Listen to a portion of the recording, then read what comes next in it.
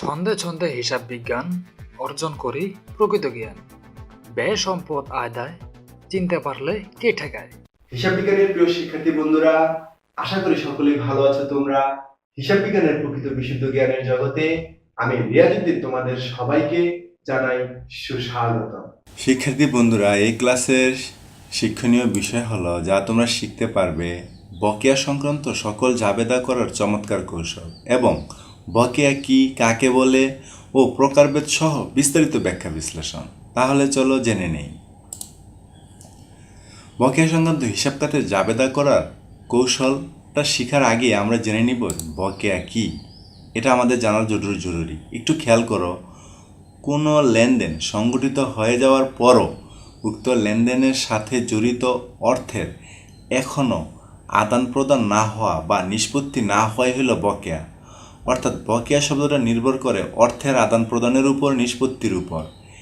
একটা চিত্র খেয়াল করো যে প্রতিটা লেনদেনে যখন অর্থের সংশ্লিষ্টতা থাকে এবং অর্থের পরিবর্তন ঘটায়, সেটাই হিসাব বিজ্ঞানের আলোচ্য বিষয়। তাই আমরা বলতে পারি প্রতিটা লেনদেনের একটা অর্থের সম্পর্ক থাকবে, তখনই সেটা বকেয়া হবে যদি লেনদেনটা সংগঠিত হয় কিন্তু অর্থটা যদি আদান প্রদান না হয়। অর্থাৎ লেনদেনটা ঘটে গেছে কিন্তু অর্থের আদান প্রদান হয়নি, সেটি হল বকেয়া। তাই আমি এখানে যথার্থভাবে বলার চেষ্টা করেছি যে কোনো লেনদেন সংগঠিত হওয়ার পরও উক্ত লেনদেনের সাথে জড়িত অর্থের এখনও আদান প্রদান না হওয়া বা নিষ্পত্তি না হওয়াটাই হলো বকেয়া। এবার আমরা দেখব বকেয়ার প্রকারভেদ। বকেয়া দুই প্রকার, একটা হলো বকেয়া ব্যয় আর একটা হলো বকেয়া আয়। বকেয়া ব্যয় হলো যে ব্যয় বাবদ অর্থ প্রদান করতে হবে কিন্তু এখনও প্রদান করিনি, সেটাই হলো বকেয়া ব্যয়। আবার বকেয়া আয় হলো যে আয় বাবদ অর্থ আমরা পাবো, মানে পাওয়া যাবে কিন্তু এখনও পাইনি, সেটা হলো বকেয়া আয়। তাহলে বকেয়া ব্যয় হলো আমাকে দিতে হবে, তার মানে এটা প্রদেয়। আর বকেয়া আয় হলো আমি পাবো, এটা হলো প্রাপ্য। যদি প্রদেয় হয় সেটা দায়, আর যদি প্রাপ্য হয় সেটা হলো সম্পদ। তাই আমরা বলতে পারি সকল বকেয়া ব্যয় এক ধরনের প্রদেয়, এটা দায়, এবং সকল বকেয়া আয় এক ধরনের প্রাপ্য, এটা সম্পদ। আর দায়গুলো অলওয়েজ ক্রেডিট হয়, সম্পদগুলো অলওয়েজ ডেবিট হয়। তাই আমরা বলতে পারি বকেয়া ব্যয় সর্বদাই ক্রেডিট হবে এবং বকেয়া আয়গুলো সর্বদাই ডেবিট হবে। বকেয়া ব্যয়ের জাবেদা। হ্যাঁ শিক্ষার্থী বন্ধুরা, এই বকেয়া ব্যয়ের জাবেদাগুলো কিভাবে হবে এই জন্য আমি একটি ফর্মুলা আবিষ্কার করেছি। তোমরা ফর্মুলাটা দেখো। সেটা হলো, পৃথিবীর হিসাব বিজ্ঞানে যত ধরনের বকেয়া ব্যয় থাকবে তাদের জাবেদাটা এভাবে হবে। প্রথমে হলো ব্যয় হিসাব ডেবিট আর বকেয়া ব্যয় হিসাব ক্রেডিট। এইখানে ব্যয় বলতে ব্যয়ের নামটা বসবে আর কি।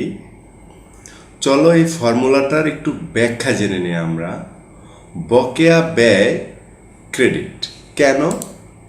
বকেয়া ব্যয় হলো যে ব্যয় বাবদ অর্থ আমাদেরকে ভবিষ্যতে পরিশোধ করতে হবে কিন্তু এখনও প্রদান করিনি বা পরিশোধ করিনি, সেটাই হলো বকেয়া ব্যয়। অর্থাৎ বকেয়া ব্যয়ের মানে হলো আমাকে দিতে হবে, যাকে এক কথায় প্রদেয় বলা যায়। আর যেটা প্রদেয় বা আমাকে দিতে হবে সেটাই হিসাব বিজ্ঞানে দায় হিসেবে বিবেচিত হয়, আর সকল দায়গুলি ক্রেডিট হয়। তার মানে দাঁড়ালো বকেয়া ব্যয় অলওয়েজ ক্রেডিট হবে। হ্যাঁ শিক্ষার্থী বন্ধুরা, হিসাব বিজ্ঞানে বকেয়া ব্যয় চিরজীবন ক্রেডিট হবে। আর বকেয়া ব্যয় ক্রেডিট, আর এই বকেয়া শব্দটা বাদ দিলে যে ব্যয়ের নামটা থাকবে সেই ব্যয়টা হবে ডেবিট। যেমন একটি উদাহরণ দেখা যেতে পারে, কর্মচারীদের গত মাসের বেতন 1,00,000 টাকা এখনো প্রদান করা হয়নি। বন্ধুরা, এই যে বেতন, এখানে এই ব্যয়ের নামটা হলো বেতন, তাই এর জাবেদাটা হবে বেতন হিসাব ডেবিট, বকেয়া বেতন হিসাব ক্রেডিট। এই যে এখানে ব্যয় লিখেছি আর এখানে অঙ্কে এসে ব্যয়ের নাম পেলাম বেতন। বেতন আমাদের ব্যয়, এই জন্য এখানে বেতন লিখেছি। বকেয়া বেতন ক্রেডিট আর বেতন হিসাব হবে ডেবিট। হিসাব বিজ্ঞানে যত ধরনের বকেয়া ব্যয় থাকবে সবার জাবেদা এই একটি ফর্মুলার মাধ্যমেই হবে। এবার আমরা বকেয়া আয়ের জাবেদা দেখব। এই বকেয়া আয়ের জাবেদাটা কেমন হতে পারে এই জন্য আমার একটি ফর্মুলা রয়েছে। সেই ফর্মুলাটা হলো বকেয়া ব্যয়ের বিপরীত, বকেয়া আয় হিসাব ডেবিট আর শুধু আয় হিসাব ক্রেডিট। অর্থাৎ বকেয়া আয় ডেবিট করে, এই বকেয়া শব্দটা বাদ দিলে যে আয়ের নামটা থাকবে সেই নামটা হবে ক্রেডিট। বকেয়া আয়টা কেন ডেবিট, চলো আমরা একটু জেনে নিই। বকেয়া আয়, এই বকেয়া আয়ের মানে হলো যে আয় বাবদ আমরা ভবিষ্যতে অর্থ পাবো কিন্তু এখনো পাইনি। আর এই যাহা কিছু পাবো আমরা তাকে এক কথায় প্রাপ্য বলে। তার মানে বকেয়া আয় হলো এক ধরনের আমাদের প্রাপ্য, আর প্রাপ্য সব কিছু আমাদের সম্পদ সর্বদা ডেবিট হয়। তাই বকেয়া আয় অলওয়েজ হিসাব বিজ্ঞানে ডেবিট হবে। এই জন্য আমি ফর্মুলাতে বকেয়া আয়টাকে ডেবিট রেখেছি, আর এই বকেয়া শব্দটা বাদ দিলে যে আয়ের নামটা থাকবে সেই আয়টা হবে ক্রেডিট।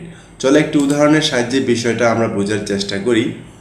এখানে বলা হয়েছে জনাব সাজেদুলের কাছ থেকে 1 মাসের উপভাড়া বাবদ পাওনা রয়েছে 12,000 টাকা। এই যে আয়ের নামটা হলো এখানে উপভাড়া, তাই এই ফর্মুলাতে আয়ের জায়গায় উপভাড়া বসিয়ে দিব। তাইলে এই যে বকেয়া উপভাড়া হিসাব ডেবিট আর শুধু উপভাড়া হিসাব ক্রেডিট। শিক্ষার্থী বন্ধুরা, পৃথিবীর সকল বকেয়া আয়ের জাবেদা তোমরা এই একটি ফর্মুলার মাধ্যমে করতে পারবে। ধন্যবাদ প্রিয় শিক্ষার্থী বন্ধুরা, আশা করি তোমরা অত্যন্ত তথ্যবহুল ও বিশেষ কৌশল নির্ভর এবং বিস্তারিত ব্যাখ্যা বিশ্লেষণমূলক এই ক্লাসটি থেকে ব্যাপক উপকৃত হয়েছ। তাই পয়েন্ট অফ অ্যাকাউন্টিং এর পরবর্তী ক্লাসগুলো দেখার আমন্ত্রণ জানিয়ে তোমাদের সবার সুস্বাস্থ্য কামনা করে আজকের মতো এখানে বিদায়। আল্লাহ হাফেজ।